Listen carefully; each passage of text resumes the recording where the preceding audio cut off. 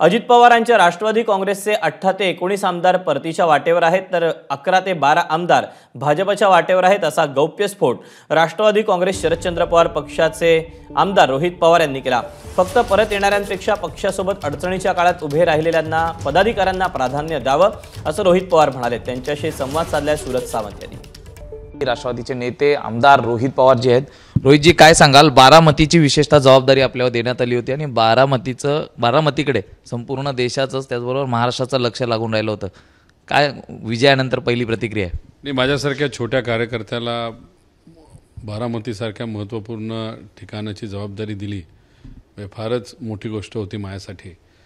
आणि मी एकट्याने तिथं काय केलं असं नाही, सुप्रियाताईंचं काम खूप चांगलं होतं, साहेबांचं काम तर सगळ्यांना माहिती विचार माहिती होते। तसं त्याचबरोबर बारामती लोकसभा मतदारसंघामध्ये तिथे असणारे शरदचंद्र पवार राष्ट्रवादीचे सर्व कार्यकर्ते पदाधिकारी खूप मनापासून झटले, काही नवीन प्रवेश झाले।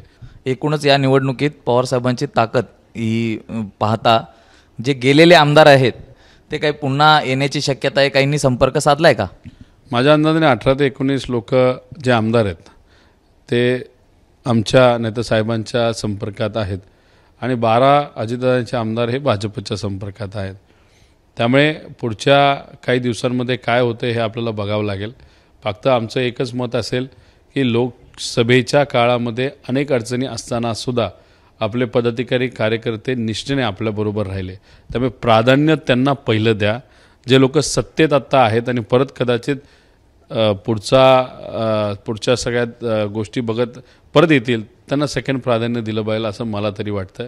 आणि त्याच्याचबरोबर काही असे आमदार आहेत की ज्यांनी साहेबांबद्दल कुठेही काही निगेटिव्ह बोललेलं नाही आणि काही व्यक्तिगत नाही तर दबाव तंत्र करून त्यांना तिकडं जावं लागलं आहे। त्यामुळे अशी जी लोकं आहेत तर अशा लोकांना घ्यायला काही हरकत नाही, पण ज्या लोकांनी खालच्या लेवलला जाऊन आपल्या नेत्यांच्या विरोधात विचाराच्या विरोधात काही वक्तव्य केले असतील अशा लोकांना घेऊ नये असं आमच्या सगळ्यांचं मत आहे। तर नक्कीच आपण पाहतोय की मोठा गौप्यस्फोट केलेला आहे की 18 ते 19 आमदार जे राष्ट्रवादीतून अजितदादांसोबत गेलेले आहेत ते परतीच्या वाटेवर असल्याची माहिती ही रोहित पवारांकडून देण्यात आलेली आहे।